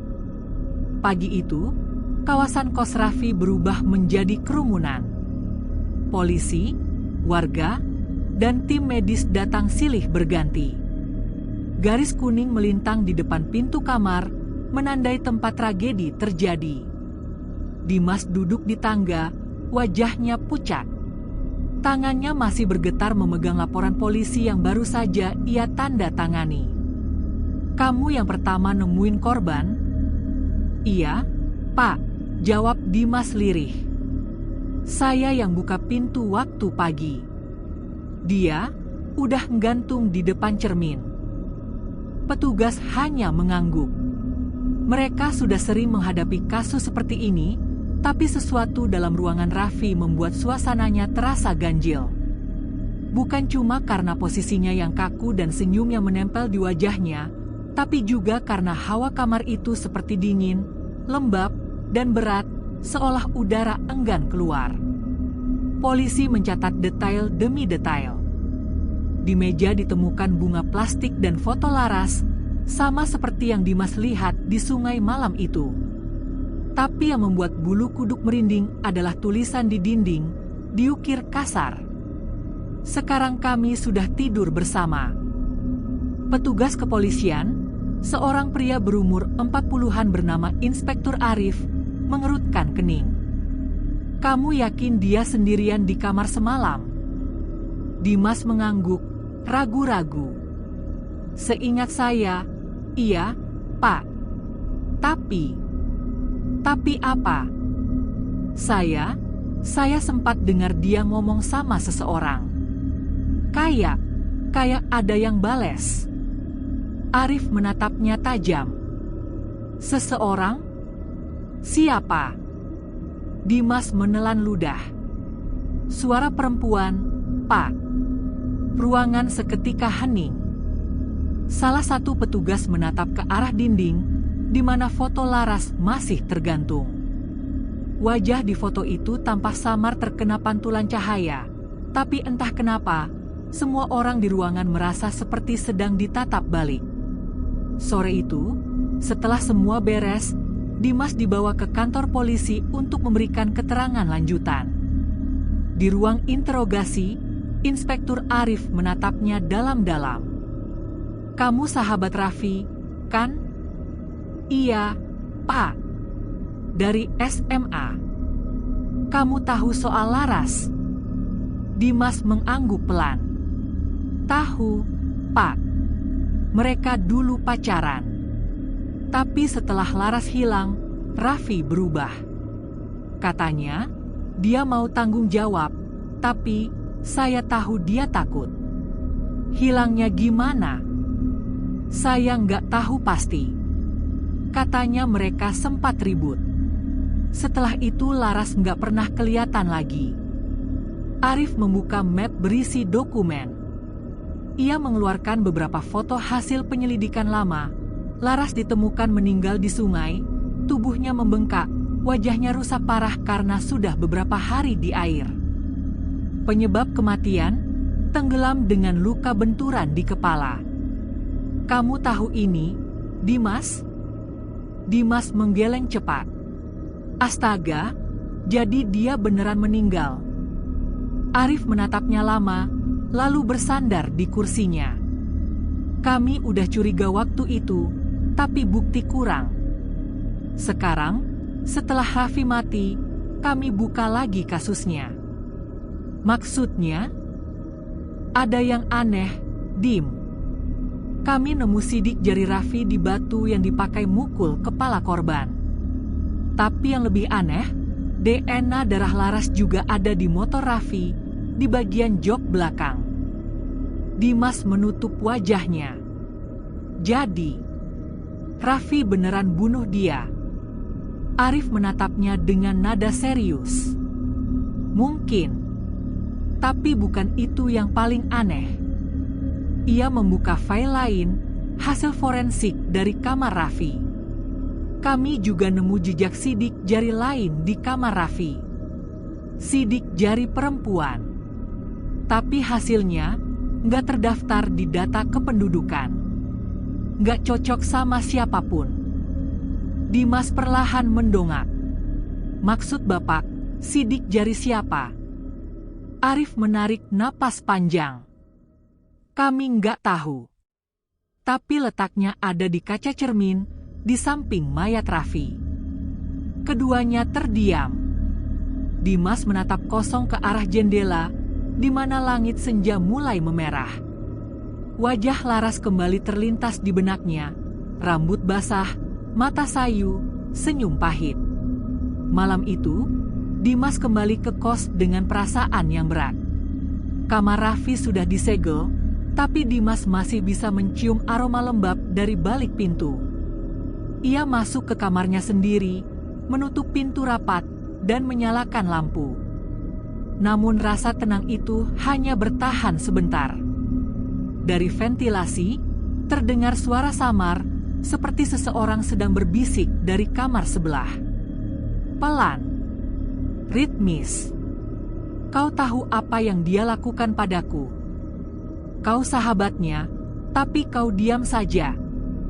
Dimas menatap ventilasi itu. Laras, bisiknya lirih. Suara itu berhenti seketika. Ia memandangi ventilasi beberapa detik, lalu menatap ke meja belajar, tempat ponselnya bergetar. Pesan masuk dari nomor tak dikenal. Isinya hanya satu kalimat. Dia sudah menebus dosanya. Sekarang gilirannya kamu. Dimas terpaku. Ponsel di tangannya terasa dingin seperti es. Saat ia menatap kembali ke layar, foto profil nomor itu menampilkan wajah Laras tersenyum dengan latar belakang yang ia kenal betul, kamar Raffi. Keesokan harinya, Dimas memutuskan untuk pergi dari kos itu. Namun sebelum sempat berkemas, seseorang mengetuk pintunya. 2 ketukan pelan, berjarak beberapa detik. Ia mengintip dari lubang pintu. Kosong. Tidak ada siapapun di luar. Namun saat ia membuka pintu, di lantai depan kamar ada setangkai bunga plastik, sama persis dengan yang dulu dibawa Raffi ke sungai. Basah, seolah baru diangkat dari air. Dan di bawahnya, selembar kertas basah bertuliskan tulisan tangan. Jangan lari, Dimas. Aku belum selesai. 3 hari setelah kematian Raffi, suasana di kos semakin sepi. Beberapa penghuni pindah keluar diam-diam, takut setelah mendengar cerita yang beredar, katanya arwah Raffi masih berkeliaran. Namun Dimas tahu, bukan Raffi yang menjadi masalah. Sejak malam itu, hidupnya mulai terasa tidak normal. Tidur selalu disertai mimpi basah air, dan di setiap cermin yang ia lewati, di kamar mandi, bahkan kaca helm motornya, ia selalu melihat pantulan perempuan berdiri di belakangnya. Rambut panjang, baju putih kusam, wajahnya basah dan pucat. Awalnya, Dimas pikir itu hanya imajinasinya, trauma dari kejadian Raffi. Namun semakin ia mencoba menyangkal, semakin nyata semua itu terasa. Malam itu, hujan turun deras. Dimas duduk di kasur dengan ponsel di tangan. Ia baru saja membuka pesan lama dari Raffi, pesan terakhir sebelum ia meninggal. Kalau dia datang, jangan lihat kaca, Dim. Janji sama gue. Dimas memandangi kalimat itu lama. Dia datang. Siapa yang dimaksud Raffi? Laras? Arwahnya? Atau rasa bersalah yang terus menghantui mereka berdua? Tiba-tiba, listrik padam. Kamar menjadi gelap gulita. Hanya suara hujan di atap dan petir yang sesekali menyambar menerangi ruangan. Dimas menyalakan senter ponsel, menyorot sekeliling. Lalu ia sadar, cermin di sudut kamar berembun. Padahal jendela tertutup rapat. Cahaya senter menyorot permukaannya, dan di balik embun itu, ada jejak jari yang menulis pelan-pelan dari dalam kaca. Aku lihat kamu. Dimas menjatuhkan ponsel. Suaranya bergetar, nafasnya tersengal. Siapa di sana? Tidak ada jawaban. Tapi di cermin, embun mulai berubah bentuk. Seolah ada tangan dari balik kaca yang mencoba keluar, menekan permukaan hingga terdengar bunyi retakan halus. Dimas mundur. Tapi retakan itu semakin banyak, membentuk pola seperti jaring laba-laba. Dan di tengah cermin yang hampir pecah itu, muncul bayangan wajah Laras. Matanya hitam penuh, rambutnya meneteskan air, bibirnya membiru.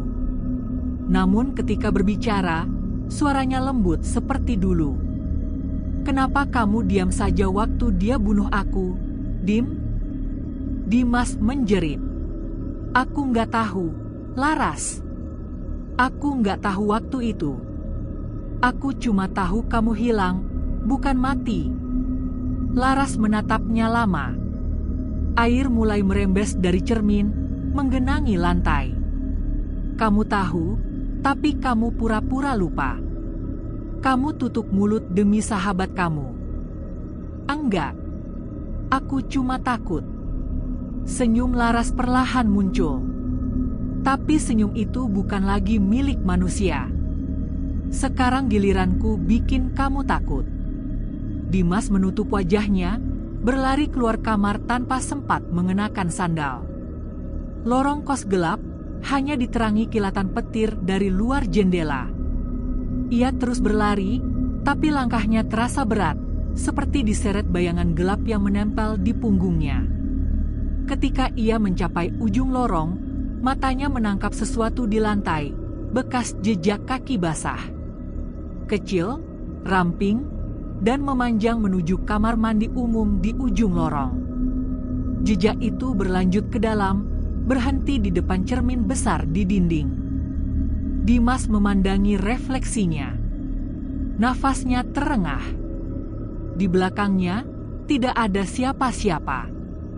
Namun dari dalam cermin, bayangan Laras muncul, berdiri tepat di belakang refleksi Dimas.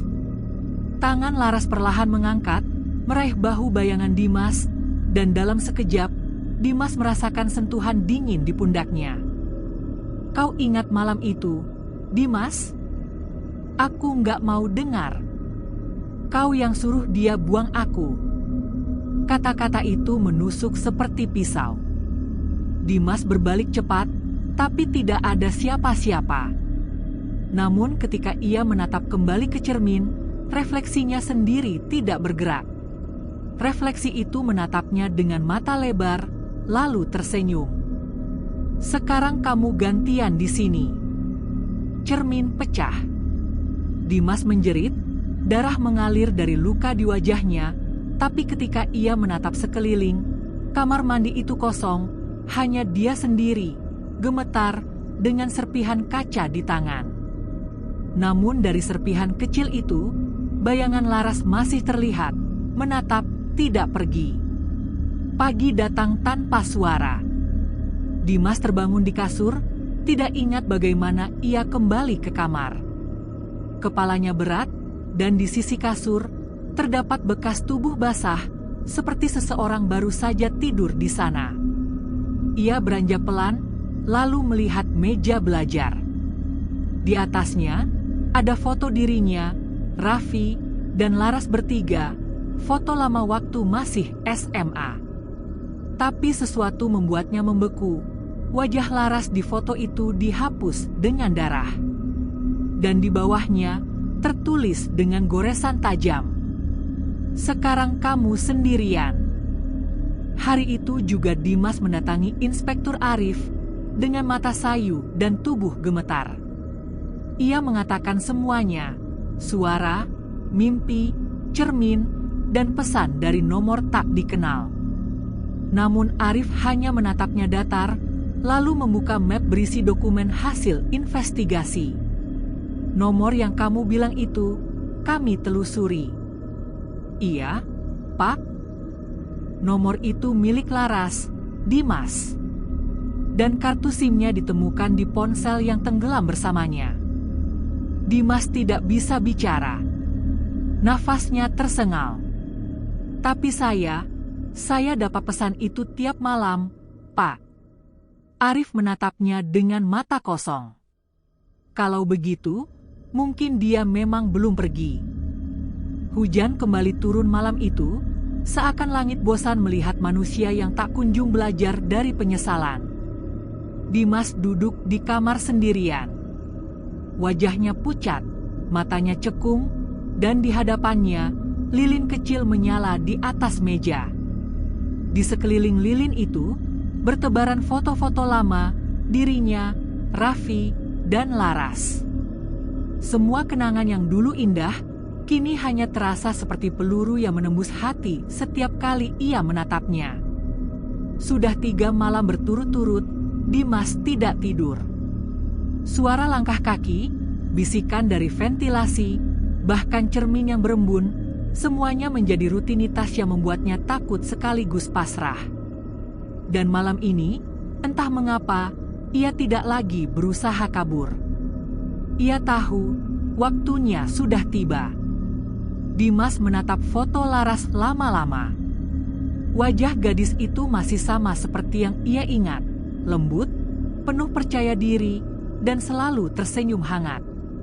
Tapi kini setiap kali ia mengingat senyum itu, bayangan Raffi ikut muncul. Malam ketika mereka bertiga terakhir kali pergi bersama ke jalan di pinggir kota. Malam ketika Laras menangis di depan Raffi, memohon tanggung jawab. Malam ketika Raffi kehilangan kendali. Dan malam ketika Dimas diam.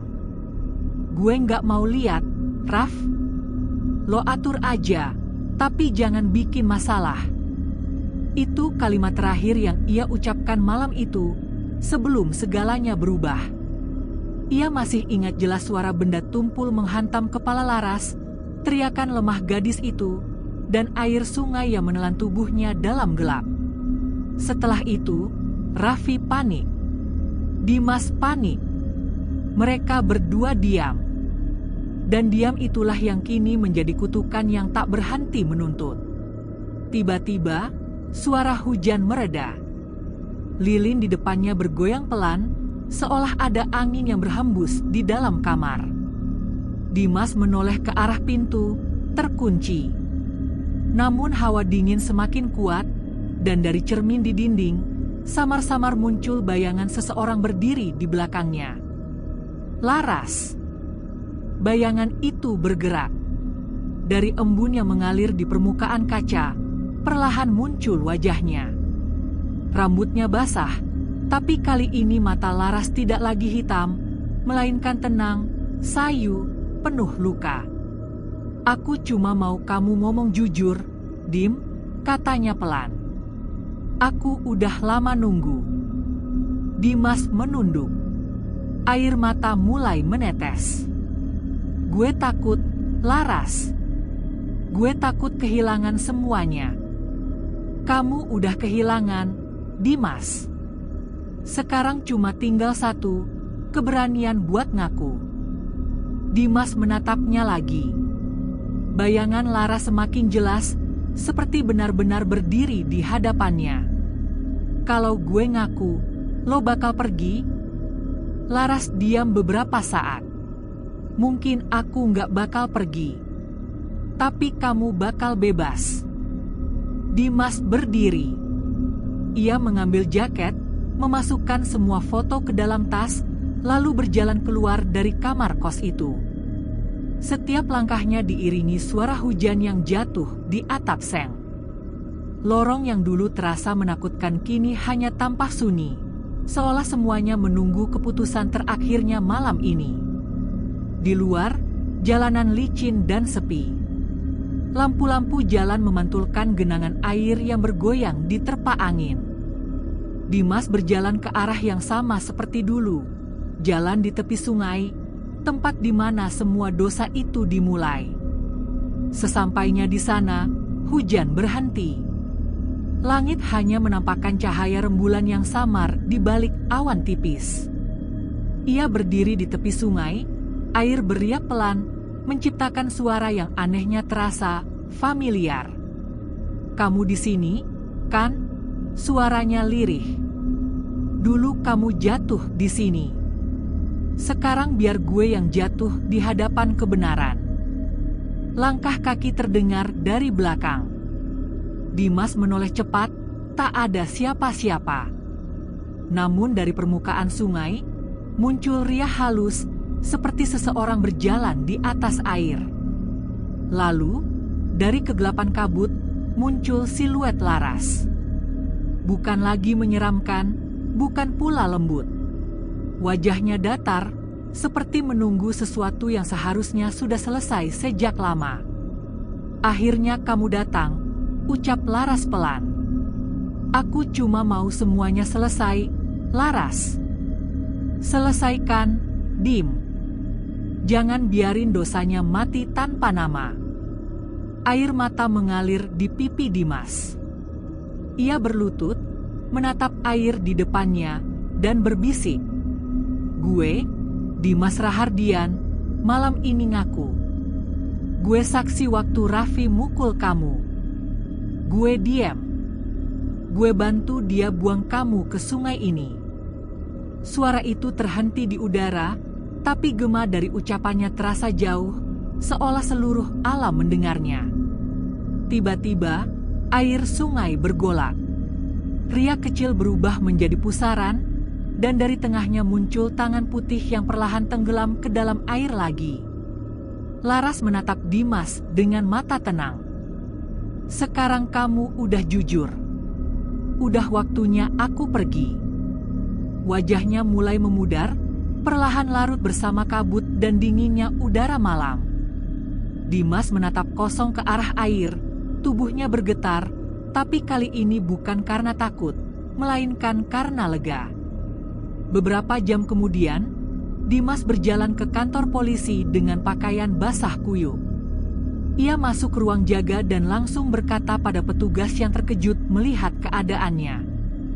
Saya mau ngaku. Saya tahu siapa yang bunuh Laras. Petugas itu saling berpandangan, lalu segera memanggil Inspektur Arif. Begitu Arif datang, Dimas langsung berkata tanpa ragu. Raffi yang mukul, tapi saya yang bantu buang mayatnya. Saya saksi, saya salah, saya mau tanggung semuanya. Ruangan hening. Arif memandangi wajah Dimas yang kini tampak kosong tapi tenang. Kenapa baru sekarang kamu ngaku? Dimas menatap lantai.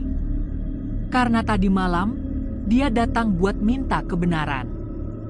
Ketika berita pengakuan Dimas tersebar, masyarakat menyambutnya dengan berbagai reaksi. Bagi sebagian orang, itu hanya kasus kriminal yang akhirnya terbuka. Tapi bagi mereka yang tahu kisahnya, mereka tahu ada sesuatu yang lebih dari sekadar kejahatan manusia. Karena sejak malam pengakuan itu, hujan berhenti mengguyur sungai di pinggiran kota. Dan bunga plastik yang dulu selalu hanyut setiap malam, tak pernah muncul lagi di permukaan air. Hujan kembali turun malam itu, seakan langit bosan melihat manusia yang tak kunjung belajar dari penyesalan. Dimas duduk di kamar sendirian.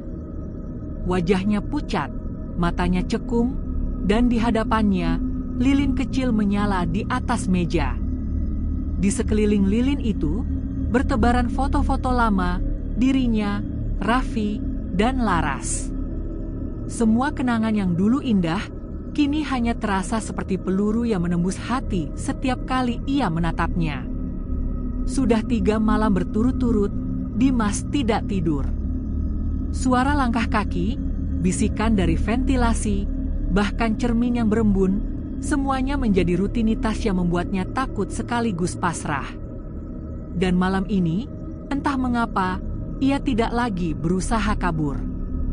Ia tahu, waktunya sudah tiba.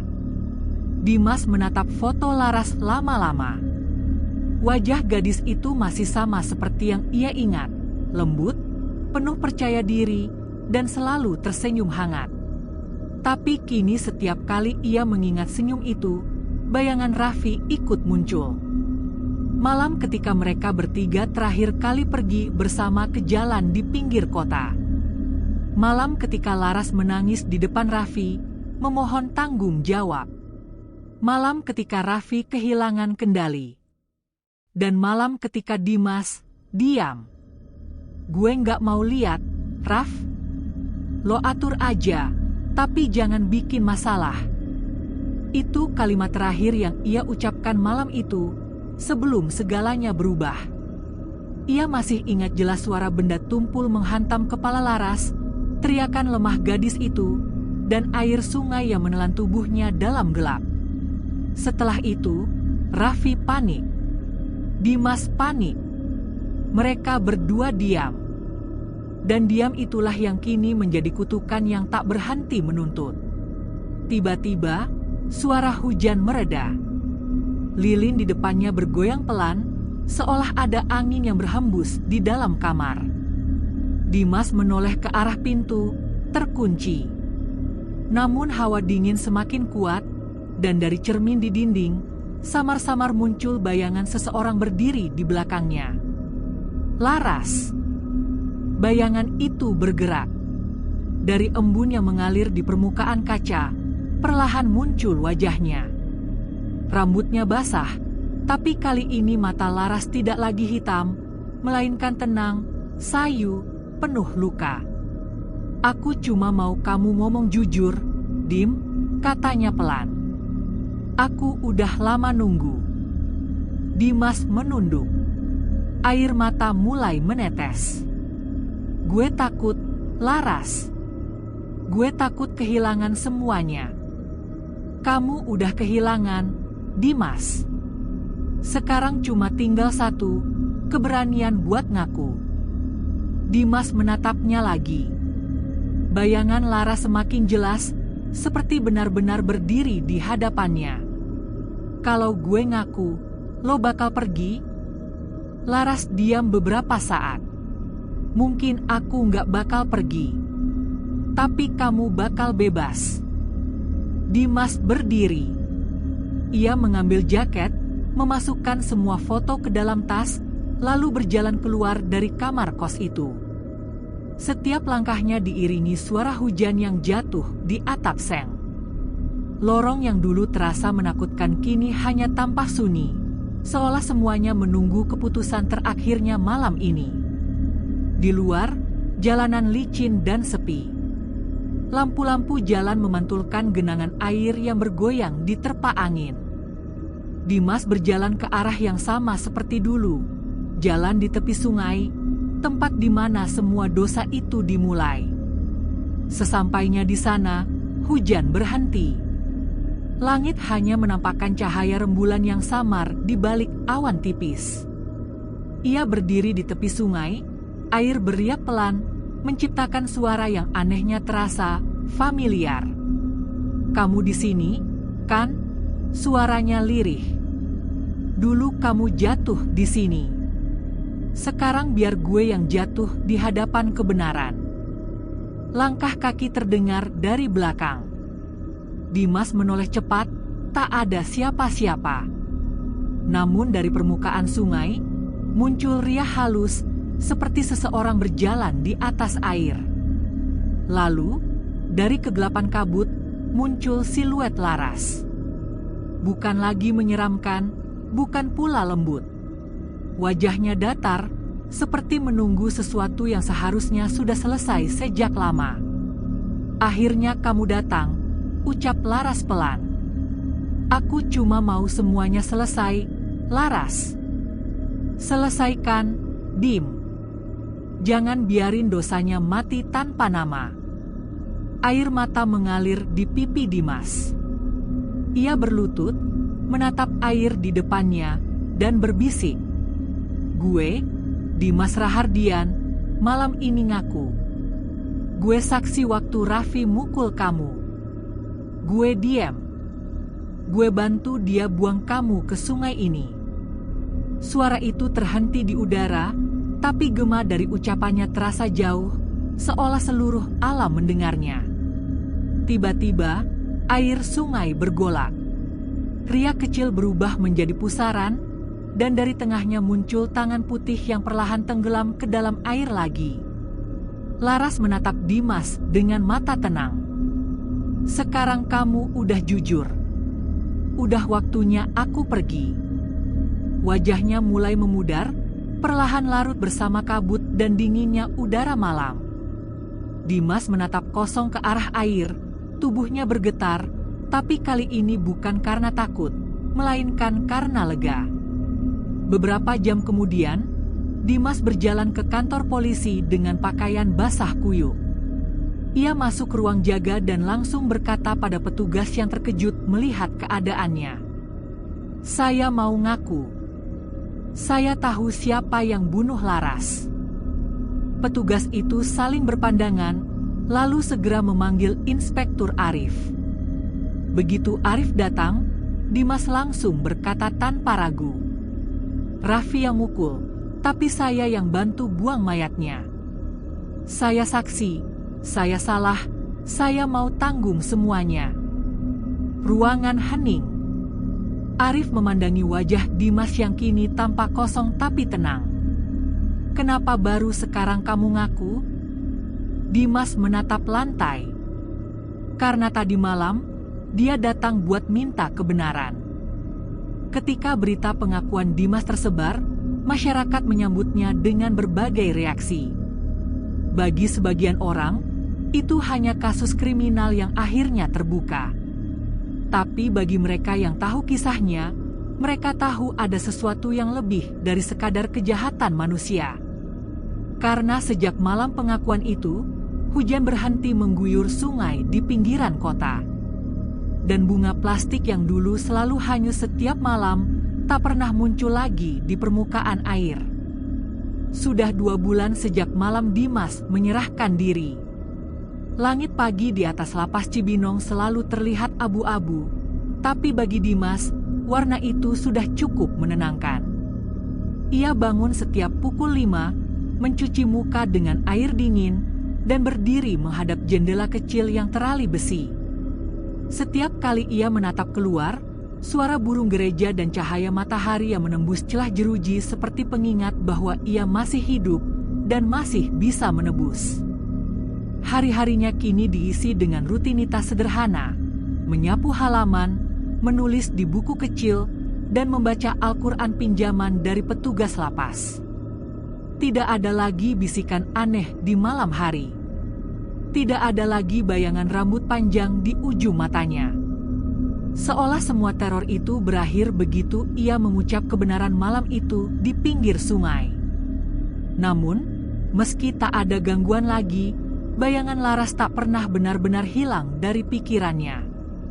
Terkadang, saat ia menatap air wudhu yang mengalir di tangan, ia teringat sungai tempat jasad Laras tenggelam. Setiap tetes air terasa seperti pengingat bahwa kebersihan yang sejati bukan dari air, melainkan dari hati yang berani menanggung dosa.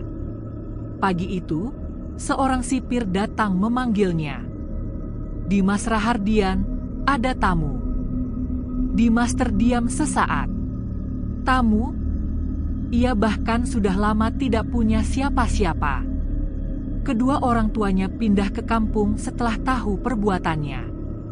Raffi, sahabat sekaligus pelaku utama, sudah ditangkap seminggu setelah Dimas memberi kesaksian.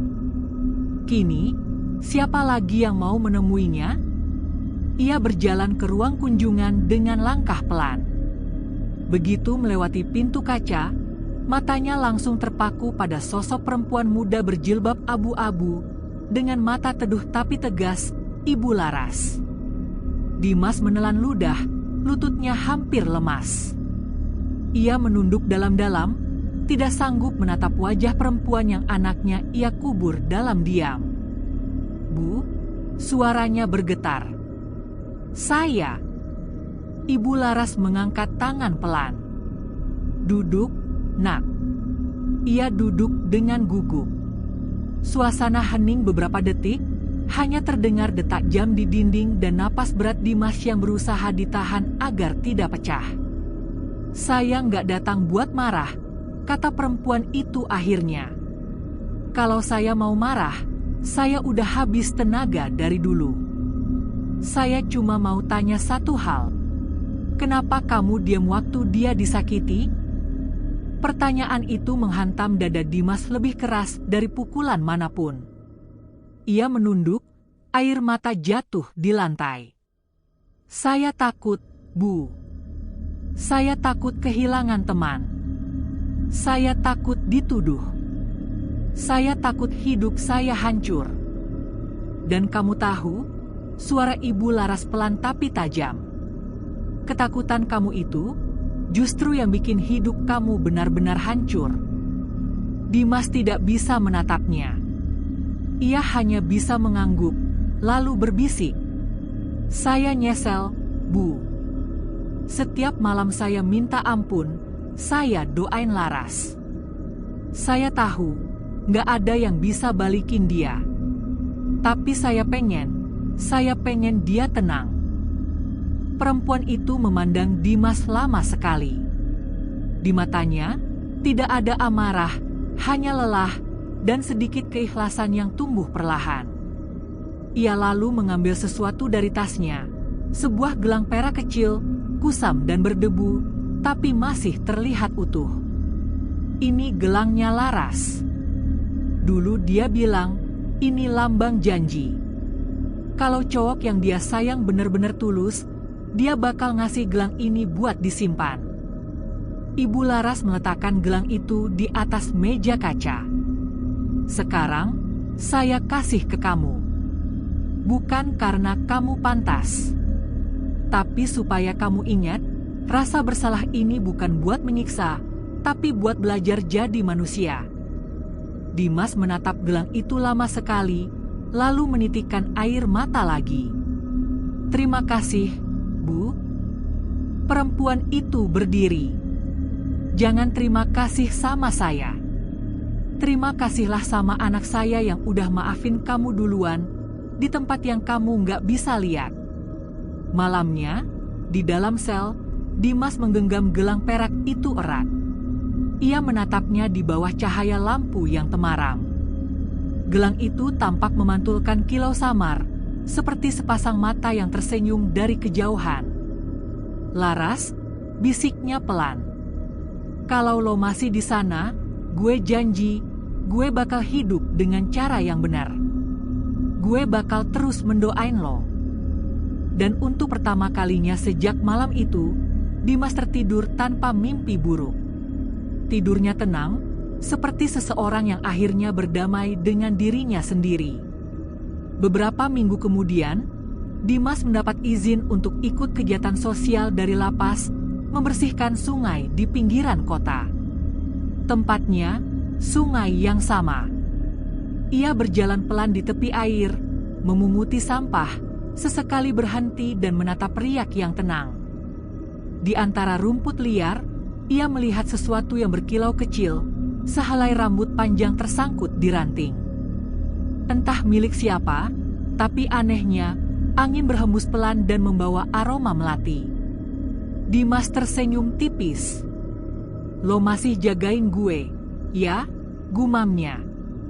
Ia berdiri di tepi sungai itu lama sekali, sebelum akhirnya kembali ke truk petugas lapas. Di kejauhan, langit tampak bersih. Tidak ada awan, tidak ada hujan, hanya cahaya matahari sore yang memantul di permukaan air.